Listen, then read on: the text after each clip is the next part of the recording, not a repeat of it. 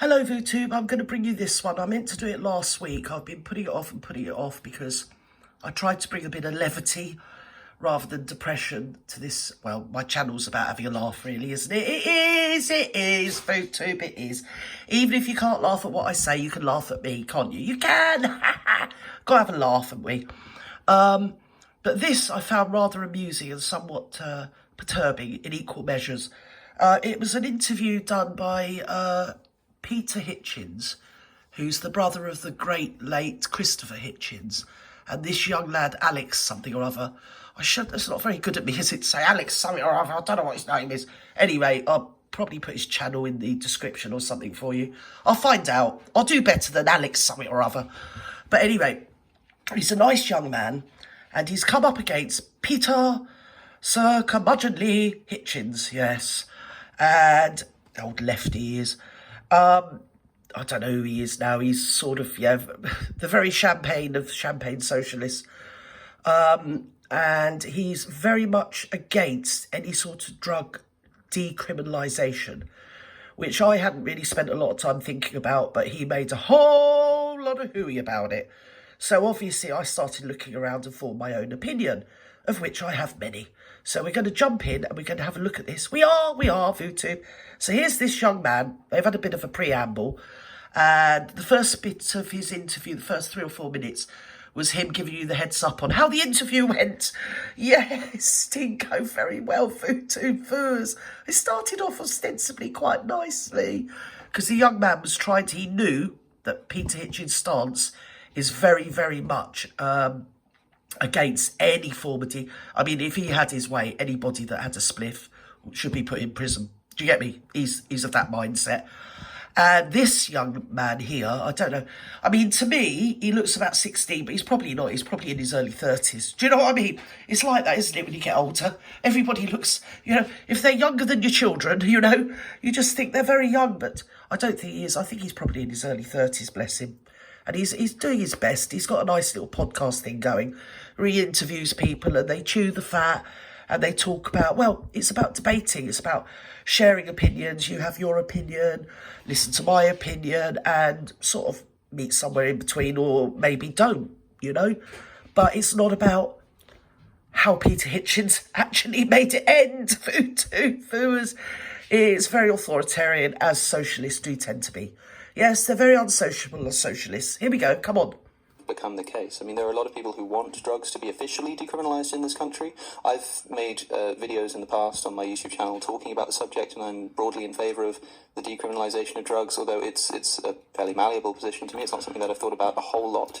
I'm wondering, in other words, a lot of people will listen to what you're saying and think to themselves, well, okay, but this is kind of a good thing. Maybe it's a bad thing that police aren't enforcing the law. These are all people whose children have not started taking marijuana at an early age. Those who have, well, in many cases, know very well the reason. So I need to stop him there because his whole opinions are sort of set in the 60s. He does start to go on a bit more after this, and you can tell he's formed his opinion on the back of the bleeding hippie movement of the 60s, probably when he was at university or college or something that no one gives a stuff about. Any rate, we carry on. Yes, we carry on. It's kind of tedious, this one, but we're going to go for it. Why they should worry about it, because although it's a very good ending, dears. Do hang in. We have a growing correlation between the use of marijuana. Marijuana? This isn't exclusive, but it's strongly so, between the use of marijuana and mental illness. Yes. Of an incurable and disastrous kind. Right. And once that's visited a home, then people understand that there might be reasons for worrying about it. But those who haven't experienced that are influenced by a wholly different set of values. They, particularly the use of marijuana in this country by what you might call the educated elite, became common in the 1960s. It's a very old thing. By what you might call the educated elite, my dears. Did you hear that? The educated elite. I don't know how many educated elite people have been put in prison for using marijuana or whatever it is you call it. Go on, love. Go on. Keep going. The smoking of marijuana, come into my parlour. The passing round of it, the sharing of it, is a sort of ceremonial holy communion, unholy communion, if you like, of the 60s generation. And it's also very much linked and referred to in a huge part of the music, which people listen to No, as part of the culture. golden brown, texture like sun. Many It's not of about the marijuana. people involved in that culture have permitted their children to take drugs at home. Pass the They know duchy their on the children take left-hand drugs, and they're side. worried that Pass the their careers duchy might on be the impaired if left-hand the law side. is Right enforced, or so they're whatever. against it. That's the crude way of putting it. They themselves don't believe in the law, and they think that they're in... Everything starts with an E. Do you remember? E's are good, E's are good. Is Ebenezer are good? Anyone got any Veras? Yeah, so it goes on a bit like this. And he's got his opinion that drugs shouldn't be criminalised, yes? This young man wanted to talk to him about two subjects, God and decriminalisation of drugs. Come on, PT. Go on and on about it. These arguments are well known, and people can look up the book that I've written, particularly The War We Never Fought, on this subject, if they want to know what my detailed arguments are. Oh, he's written a book. Good news, VTubers. Yes, I have got a wobbly table leg. Go on. Really, the forum going on and on about I do have the book somewhere in this room. I should Yeah. have it here so I could wave it in front of the camera. But Look at how many books he's got behind him. Oh, yeah, I've got that book somewhere. I don't know where. It's probably where I'd put it, yeah. Under a wobbly table leg, my dear Alex boy. a link is in the description and show notes to that book. Well, I'd love it if you did, because it was so... Yes. It was so badly treated by the review mafia and the publishing industry that it became known Yes. in the publishing industry as the book Yes. they never bought. I couldn't get anybody to review it, except a couple of abusive reviews in two left-wing newspapers. It was almost impossible for people to find out it existed. Yes. I remember, in a lot of the... He's a bit of a dichotomy, old Peter, because he is a raging lefty. He will tell you that himself. And he's moved to the centre-left, so he's somewhat of a conservative commentator now. I know, don't ask. It's everything's sort of bastardised, isn't it? And I don't mean that in that. You know, in the grammatical sense of the word bastardised. Yeah, his opinions are just weird. They're sort of circa 1980, aren't they, or something? Yes. interviews that I've heard you give on this subject, you often say, look, I've written a book about this. The kind of stuff you're talking about here, I've already written about this. He's written the Bible on the book of decriminalisation or anti-decriminalisation or something or other. Yes, so therefore it's set in stone, you know. Someone's going to go up a mountain and fetch them stones back down. They are voodoo, they are. Information. Yeah. You can go and find it. So, I've been reading this book, and I suppose what I wanted to do was follow up on some of those threads. Put it back under the wobbly table leg, mate. That's what you want to do with that book. Fully addressed in the book. For example, you talk about the comparison that's often made between cannabis and alcohol and cigarettes, but specifically in relation to what we've just been talking about. Yes. Children, for example. Smoking tobacco is still legal in this country, and many adults still do it, but there's been such a successful, almost propagandist re-education campaign about the dangers of smoking that young people, it's just falling off the map. Yeah, young people just don't smoke anymore like they used to. And this is the point. Yes, we're coming to the very nub and the nexus of this here point, because it's like two generations are clashing, or in Hitchens' case, it's two egos are clashing. This lad here doesn't seem to have an ego at all. He's coming at it from his point of view, from his generation's point of view, and he's dead right. I mean, I see the local senior school kids. They think they're being naughty and they have a little sly vape, you know. Do you get me? I've never seen a child smoking for like years and years. And when I say child, I mean someone sort of 18, you know, and under. You just don't see it anymore, and that is a good move. Society has made a really good move there, re-educating kids to not do that. And as I say, the latest rebellious thing that our local secondary schools seem to do is have a little sneaky vape till they see their mum come in and they hide it. Yes, I've noticed it. When you're older, you see all these things, don't you? They don't bother hiding it from an old bag like me. But yes, so he's got a point. So yeah, we're going to move on from this because it does get rather more, yes, interesting. No, they vape instead. But yes, they vape instead. That really tells us very much. Which is illegal to children. It's not just been a propaganda campaign. Which is why they do it, because it's illegal. People, particularly employers, anybody who runs any large building, and particularly anybody who runs a pub or a restaurant, is very much afraid of the law. and of the strong civil law consequences in this case of allowing the smoking of cigarettes on their premises, and that's been the real driver of the diminishing of smoking. So I suppose what I'm asking is, can't a similar approach be taken to cannabis? Well, I just said if you use the law, then indeed it can. If there were the fundamental law which enables you to act against the smoking of marijuana is the 1971 Misuse of Drugs Act, even in its Well, you see, there's two things here, because smoking in public or smoking in a pub, when it was banned in, was it 2007? Yeah, I think it was 2007 it came in under EU legislation. And I went to Holland over that period of time, and you could see people sat in like pubs, no, not pubs, well, whatever they are, smoking and listening to Jimi Hendrix, and they weren't smoking tobacco. And then you could see the pubs opposite, where you could see people in there in the warm, listening to Jimi Hendrix on the jukebox, and people stood out in the rain opposite having a fag. Do you get me, capiche? So, yeah, it's a difficult area, and it's like anything. Once you criminalise it, you drive it underground, don't you? You do. And, yeah, I'm going to bring another point in a minute, but I want to let him waffle a bit more. Save me from doing it. But it's perfectly applicable and could be applied.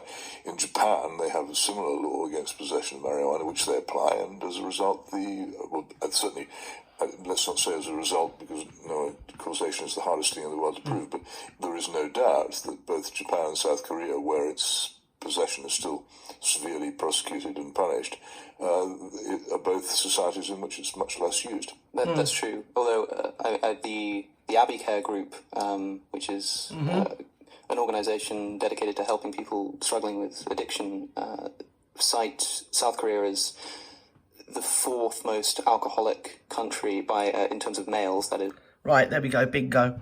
Sweden the same. Yeah, because look, since time immemorial, people have got off their barnets, And my point about this is every time there's an election, I've noticed in the last 10, 13 years, many different ministers and MPs that want to get voted in all come forward and say, oh, yes, I took cocaine. Oh, when I was at university, I used to smoke dope and all this. So they're not setting the best example, are they? It is de facto sort of decriminalised in this country because, as I say, everywhere you go, you can smell it. Even he said that. So, yeah, it is what it is, isn't it? People do what they're going to do. I think, was it Göbekli Tepe? I know, yeah. I mean, there was different things in the hieroglyphics that showed varying ways of getting off their barnets. And with the Mayans, with the Aztecs, the same with the indigenous American Indians, or indigenous folk of America. You know who I'm talking about, don't you?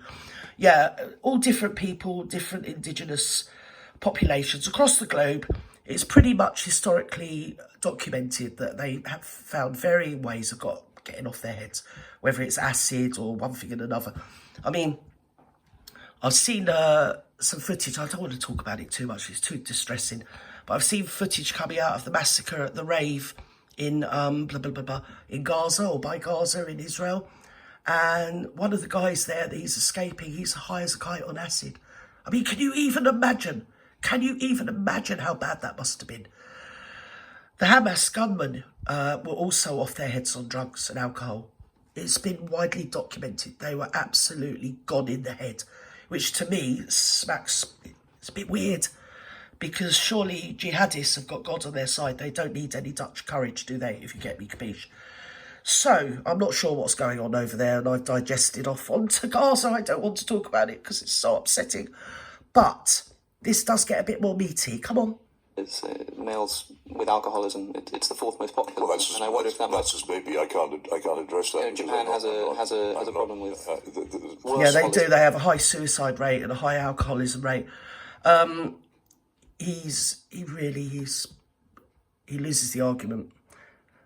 There's. On the harm principle, the only reason why they could be restrained would be because of the cost to society that would then lead to.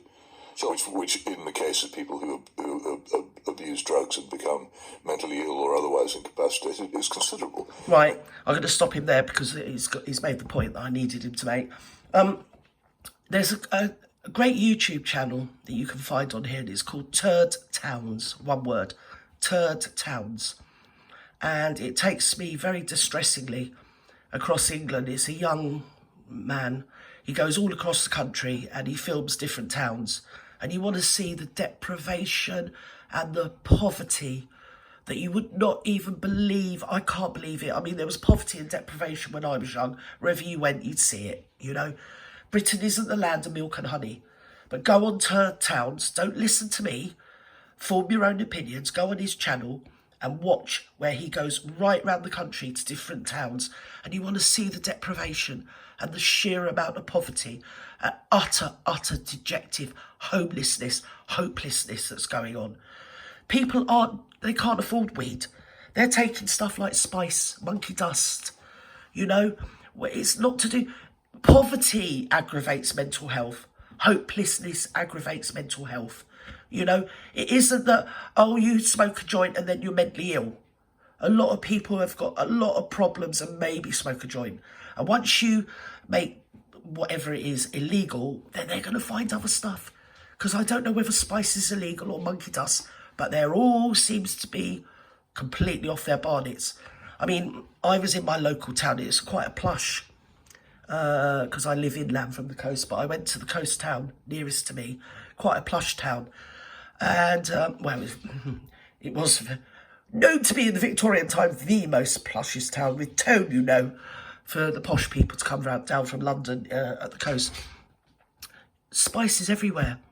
And what they do is they end up like zombies. You see people stood like in the road or something, like a mannequin, because that's what it does. It just makes you go rigid, from what I can, you know, they just stay in a stance. Go on Kensington Avenue, that's another one, the American Kensington Avenue channel. Show the homelessness there. It's just so distressing. And to say that, oh, well, we want more criminalisation. We want to make... Oh, be quiet, Peter. Shush. We want more criminalisation. We want to go down even harder on these people. Stop the politicians big upping about it. Stop all the blooming YouTube channels that big up about it, right? To start with, that would do good. And or maybe come to terms with the fact that human beings, since time immemorial, have used stuff to get off their bonnets for whatever. Maybe it's the human condition. I don't know. I'm not a bleeding psychologist, am I? I'm not an anythingologist. But what I do see is a direct correlation between utter hopelessness, helplessness, and drug use. You know, I do see that correlation. And maybe we should start doing something about that, Peter. Anyway, I'm going to move you on because it gets a bit meaty. Come on. Recent change in funding, essentially. Yes, well, they always do that, don't they? It's because they haven't got enough. Oh, it's getting ratty now, look. It's doing the wrong thing. It doesn't matter how much you spend on doing it. It'll still be the wrong thing. I guess I was picking up... And civil members of society, and which make them more prone to commit crime. And you then go to society in which there is more crime and more what you might call social decay, as described in Washington. We could do with less middle-class people. We could do with less middle-class people pontificating about things they don't know anything about. If you really cared, have a go at all the politicians that keep going on about it. Oh, yeah, I did this and I did that. Oh, look, I'm big up, vote for me. I mean, it goes on. Just don't take my word for it. Research it yourself, you'll see it. I can't remember all their names. I think Gove was one of them. There's a few of them come out, that other stupid old malt. I can't think what her name was under Boris's government. That one that was up against Theresa May. They're all like, oh, yeah, I smoked a joint when I was at uni. And old Theresa May came out and said, oh, well, when I was a schoolgirl, I once run through a cornfield. I did. And the farmer was a bit cross. I mean, it's just pathetic. They're all pathetic. They put the P in pathetic. And he is intelligentsia, you know. He went to Cambridge. He did. He went to Oxford as well, or whatever. One of the universities that no one cares about. And now he thinks that he can pontificate against what is actually a real poverty problem. It's to do with poverty, deprivation, and helplessness, right? And until you start sorting that out, people smoking a joint aren't the problem. They're really not. I mean, I see people smoking it, and you don't have to see them, you can smell it. You know, what do you do? Just mind your own business. Oh, here we go. This is where it gets meaty. He starts to have to talk to a chair in a minute. Here we go. Right, here we go. This is going to be it. Right. Something like a re-education. I think I've had this actually. Right, here we go. I think if this is going to be about drug decriminalisation, I'm bored. If you want drug decriminalisation, good luck. I'll enjoy the society you get as a result, but frankly, I'm sick of the subject. The society's already here, Peter, and people like you, the bleeding hearts like you, have made it thus. Also sick to death of the people who promote it. He's not promoting it. He's not promoting it. He's trying to talk to you about it. He's trying to say your ideas haven't worked. Making people criminals for having whatever or for doing whatever whilst raking in loads of money or fags and booze hasn't worked, Peter. He's a young lad. Give him a bleeding break. Go on, Alex. Well, you'll be all right. You're entitled to use that, by the way. Feel free to do so if you want to. But I think you've had me here on false pretenses. Right. Well, if you run this interview, I shall say you had me here on false. I'm sorry. Which false pretenses? Well, that this is going to be an interview about several subjects. It's nothing but drugs. Yeah, I mean, Nothing. You're obsessed with drugs. This is the first topic of many. You're obsessed with drugs. No, because he'll tell you at the beginning, if you go on I'll link the channel in the description. If you go on and listen to the first couple of minutes in it, you will see that he had to send Hitchens a list of things to talk about in the interview that Hitchens had to agree to. And he agreed to come and talk about two subjects, which was God and drugs, or the criminalisation or whatever of drugs. So, you can't really get out of that. Yes, he's got the paperwork as well. Go on. Look at him, he's a right fanny. I had planned to. He's only a young lad. Give him a break. You've not read what I've written about it. I have. You obviously haven't read my book. I have read your book. Well, you're obviously reading it with the lights on. Oh, so when you read this book, that's it. It's written in stone now. I think you've already said that, Gert. Shut up. You're not aware of anything that I've said. No. I have a number of. Because nothing you've said makes sense and it doesn't bloody well work. And if you're up there in the echelons, why don't you have a pop at all the politicians that promote it constantly? And all the chattering classes and all the rich elite people. I've read that too. Well, again, you've shown us. Ain't being funny, we live on an island, Peter. How does it get here, mate? Come on. Because it doesn't get here by some bleeding dole ass down in Toll Puddle or wherever. Do you know what I mean? Takes a lot of rich people to move that amount of drugs around. So why don't you start having a pop at them? And why don't you save your energies to talk about deprivation and poverty? I mean, that's it. I had. You haven't put to me any of the things that I said in what I've written about. It's now, I've been here for an hour and we've discussed nothing but drugs. I had planned to move on to other subjects. I'm sorry. It's a 2-hour interview, Peter. You agreed to 2 hours, mate? I was. If you do run it, I shall say I don't that you got me here on false pretenses. I was just interested in your views. I frankly think it's extremely bad manners. I frankly think it's extremely bad manners. Oh, him and bleeding Steeples, they're one and the same, aren't they? Cut from the same cloth, my dears, aren't they? Pompous beyond belief. Oh, because I've wrote a book, then it's set in stone and everyone should just believe what I say. Listen, I don't know how old you are, you're older than me, and it has not worked. Hasn't worked. If anything, worse drugs have come along. Kids are dying of much worse drugs. For Christ's sake. You need to sort it out or shut up. Extremely bad manners, very bad. Extremely bad form, dear boy.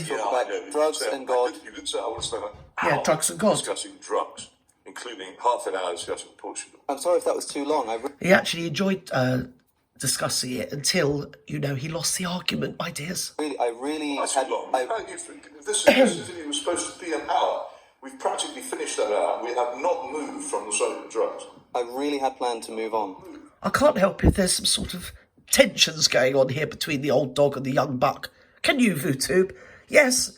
Somebody thought that, because he says in a minute, I had to cycle across London to come here for this interview. The thing that I'm disputing is that there were any false pretenses here. I asked if... Okay, so where does it say in your communications with me, I want to interview you for an hour about drugs? Just before the interview, I said, I want to talk about drugs, I want to talk about God, I want to talk about the monarchy. No, I came here. You said that's fine, but the monarchy's boring. Across London. You didn't say we're going to have an You cycled across London, I have you know, YouTube. discussion about drugs, including half the thing on Portugal. Because if you had done so, then A, I would have said no. B, I would have been very brief with these specific questions. I thought it was a general interview on a number of subjects. I think you have acted on false pretenses. Right. I think you have been dishonest with me and Yes. you behaved extremely badly. I had planned to talk to you about drugs. He's a sober Matthew Steeples, this one, isn't he? At least poor old Matty's pissed half the time. This one's sober. Oh, he's so up himself. I should not hesitate to say so. Yes? As widely as I possibly can. Yes. I think you behaved disgracefully. Yes. Just because he lost the argument, so he threw his toys out the pram. Yes, so today I reviewed 2 old gits that are throwing their toys out the pram because their bleeding attitudes are like dinosaurs, aren't they, really? None of his ideas have worked. None of that bleeding generation's ideas have worked. In fact, if anything, they've enabled far, far worse. So that's all I've got to say. Go on to it. It's called the Within Reason channel, I think, but I'll link it in the description or whatever it is for you guys. Yes. Should we just hear him out? Go on, Pete. What's your listen to me? Why should I bother to come here? I don't know, but I know you're going to tell me, dear. To spend time in interviews like you. And you've abused my goodwill, and you've abused my hospitality. I thought we'd talk I about... don't want to see you again. I thought we'd talk about drugs and we'd talk about I'm God. sorry, you've talked about nothing but drugs. It was the first You've talked subject. about nothing but drugs. We've been here for almost a full hour, which we said we were going to have. You've talked about nothing but drugs. It was the first subject. Yeah, but they just debated. It's a debate.